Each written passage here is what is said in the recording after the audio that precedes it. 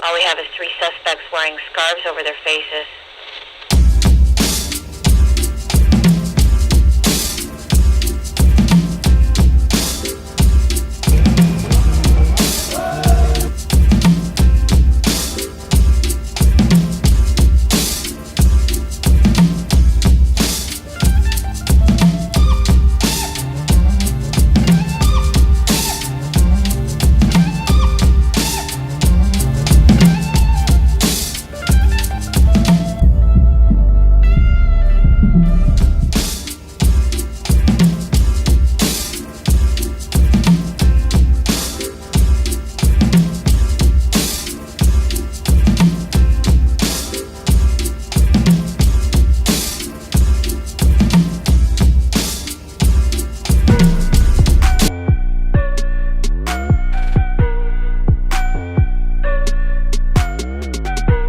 I lived in the most dangerous part in the world. I've heard people talk about the Bronx in the US, which they say is a hard place, but where I grew up, those in the Bronx will never make a day over there, where life is worth nothing.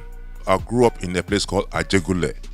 Those who ever lived in Lagos will know where Ajegule is. And if I mention anybody that knows it and get mentioned that place, they get scared of you, because that is where the wretched people live, where the poorest of the poor lives, where you could find corpses on the street every day.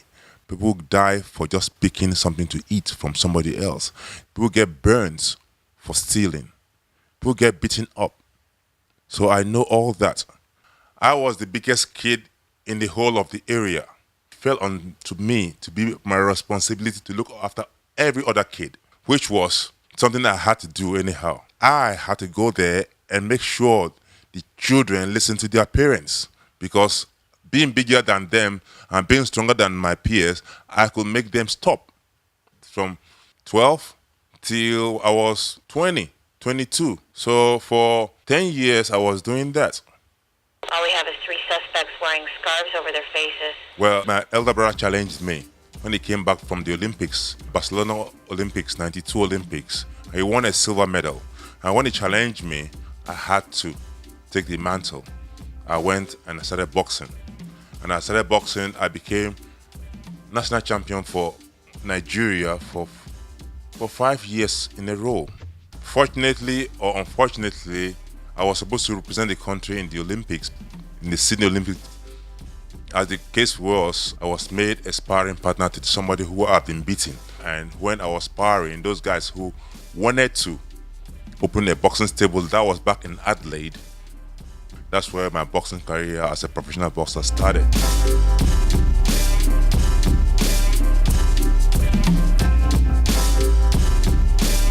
For whatever you are going to do in your life, you have to believe in yourself firstly, because it is you, whatever you're going to do, that's going to do it. If you let other people decide on what you're going to be in your life, then you have a problem from the start. You have to decide, this is what I want to do, and then if you have people that are going to support you, fine, that's beautiful. But if you don't know what you're going to do with yourself, then go find yourself and know yourself firstly. Then decide what your abilities are and see how you're going to move from there. And those who are doing boxing, please do it with your heart. Give yourself into boxing. Immerse yourself into it so that when you get into it, it becomes you. It has to be you doing it. Not doing it because of you want to please somebody else or make somebody else happy. It got to be you deciding, this is what I want to do. So when you choose to do that, then you are limitless. And you can find all these openings. You can have your imagination opening up to so many things that you are able to do. As long as you immerse yourself into it, it will produce benefits for you in whatever field you take, whatever field.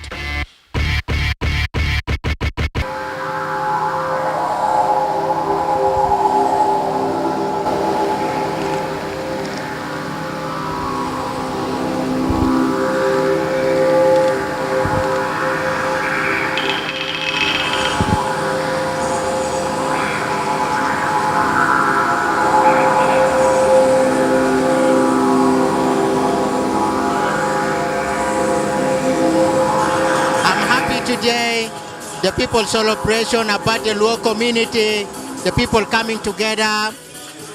You see over there the people dancing and happiness, all the youth, all the young generation. We need to keep our culture be alive. We want everyone to participate, to all the young generation. We're happy today where our Aboriginal people coming here to attend with us event. This is the first time, and then we celebrating our brothers to come here today.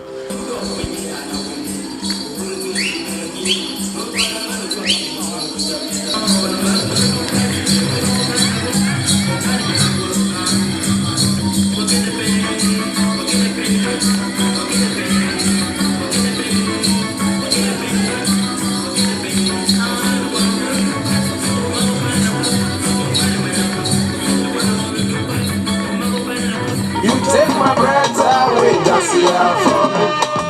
Shake up, roll up, dance here. Message would be for the youth to team up together as one, because there's nothing like unity. If we come up together, and we'll be able to get to where we want to get to. So I want you all to team up together as one. Look and support your brother as your brother, not as a friend. Look at your friend and support them as your brother, the way you support your own brother. So we need support. I want you all to team up together as one, because if you guys are one unity, you get more power. The power is the motive is the unity. The unity is the power.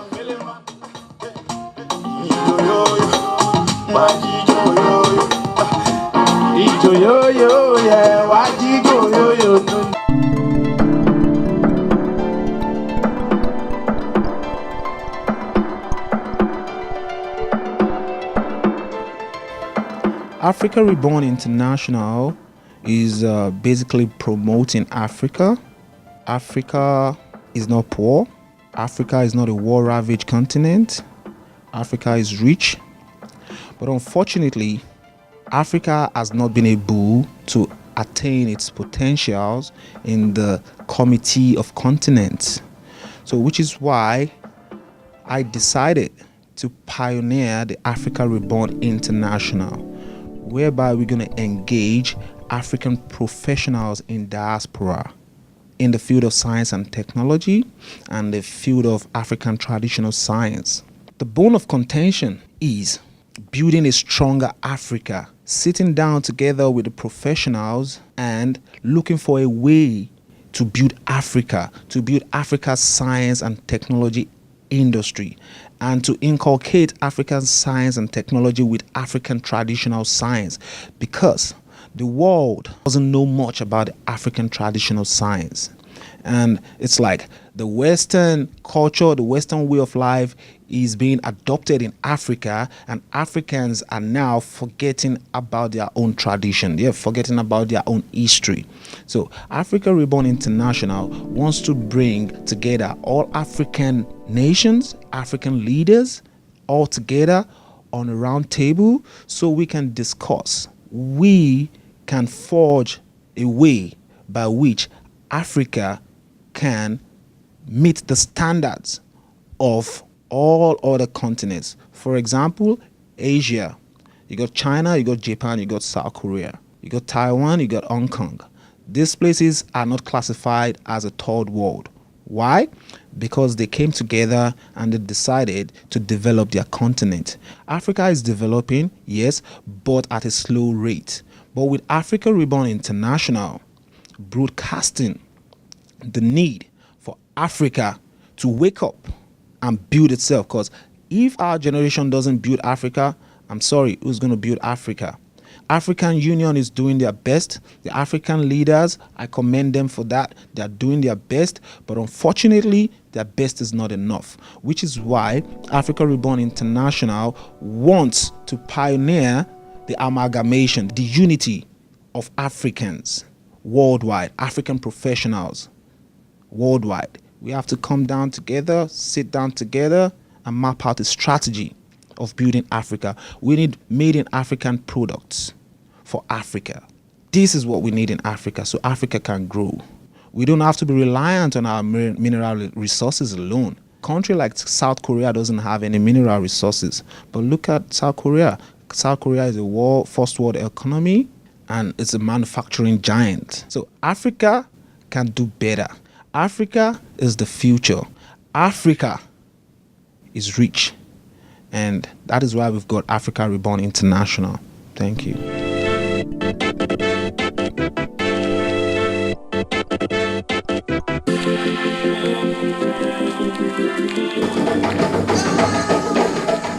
So this basically is our traditional dress. We've got the smock.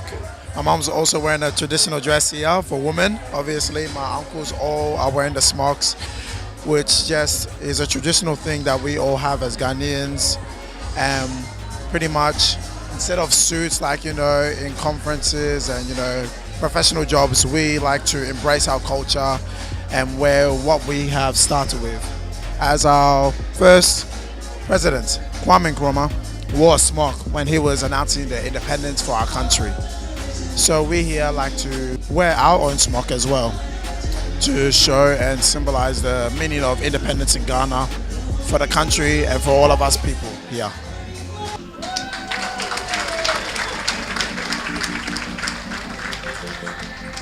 Violence doesn't bring anything good.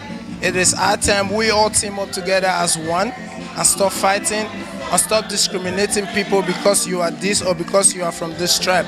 We need to team up together as one to be able to move forward, because violence will never take us forward. We need to make peace. We need to look at our brothers and be our brother's keeper and be one, because that is the only way we can move forward if we all team up together as one and stop hating.